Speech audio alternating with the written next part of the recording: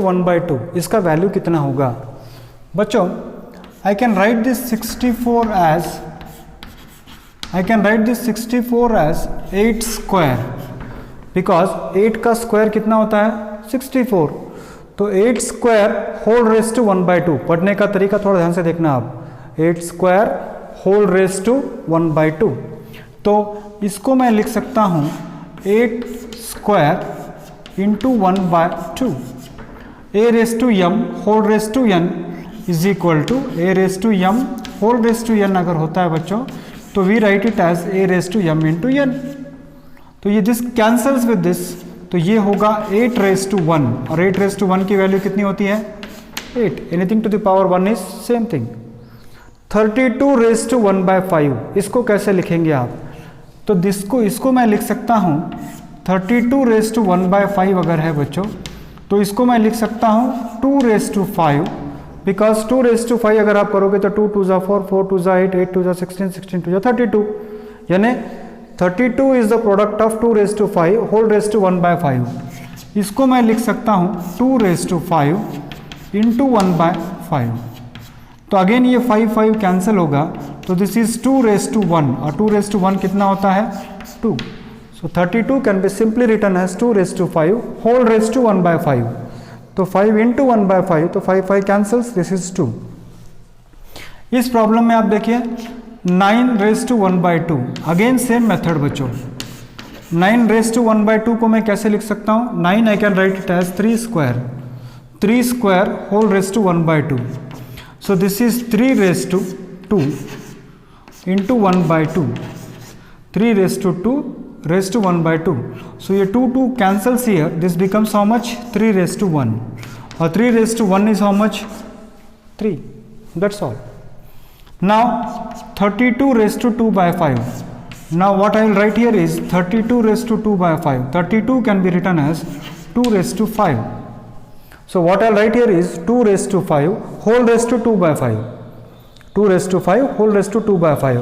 तो वही फॉर्मूला फिर से again a raised to m whole raised to n अगर होता है तो a raised to m into n। Laws of indices you have studied in class 8th standard. So same thing I am using here.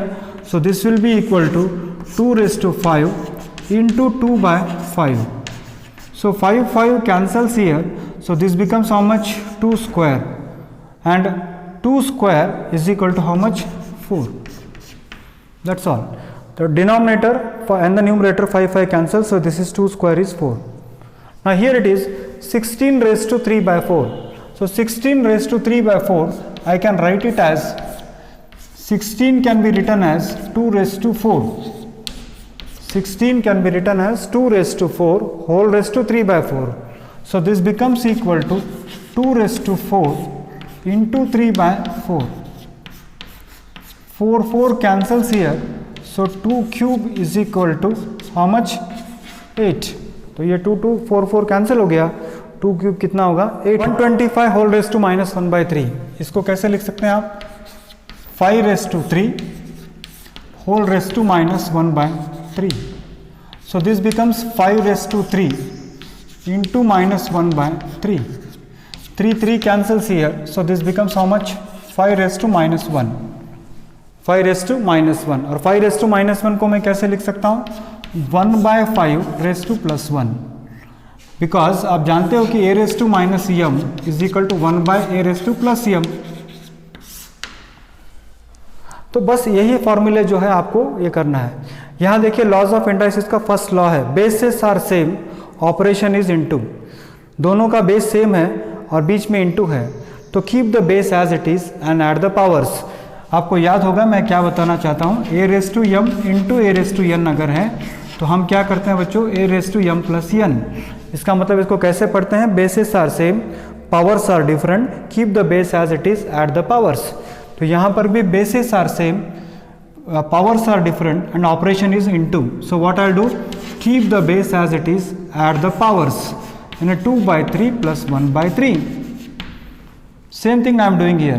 So this will be equal to 2 plus 1 is 3. So 3/3. So that means 2 raised to 1, or 2 raised to 1 is how much?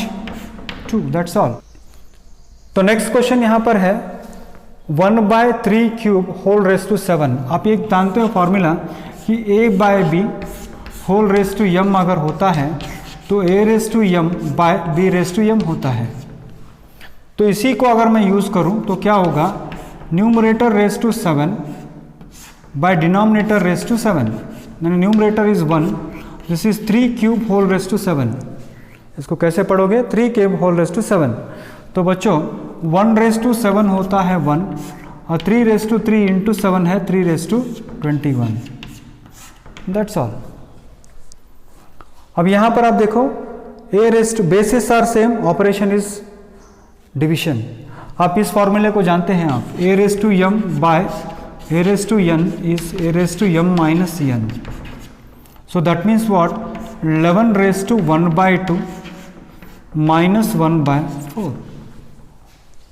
They keep the base as it is. If the bases are same, powers are different and operation is division, keep the base as it is, subtract the highest power, lowest power from the highest power. So what I am doing here, here 1/2 है तो 11 raise to, इसका LCM हो जाएगा बच्चों 2, इसका LCM sorry, इसका LCM हो जाएगा 4। तो 2 2 जा 4 और 2 4 1 जा 4, so that is 2 minus 1. So this becomes 11 raised to 1/4. अब यहाँ पर क्या हो रहा है, powers are same but bases are different. तब क्या किया जाए, suppose a raise to m into b raise to m अगर है, a रेस टू m और b रेस टू m अगर है, तो आप यहाँ पर क्या कर सकते हो कि ab रेस टू m ऐसे आप लिख सकते हो। That means multiply the base and keep the power as it is. Same thing I am going to do here. What I'll do is, bases are different, powers are same, so multiply the base and keep the power as it is.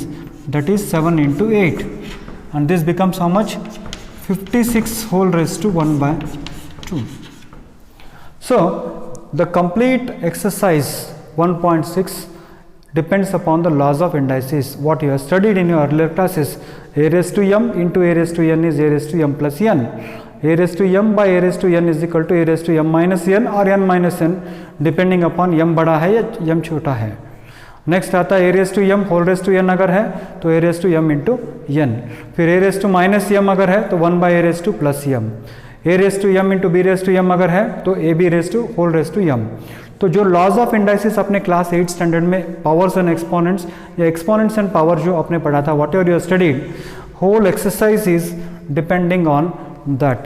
So children, once again just go through the laws of indices in class 8 standard textbook and do this 9th standard very easily.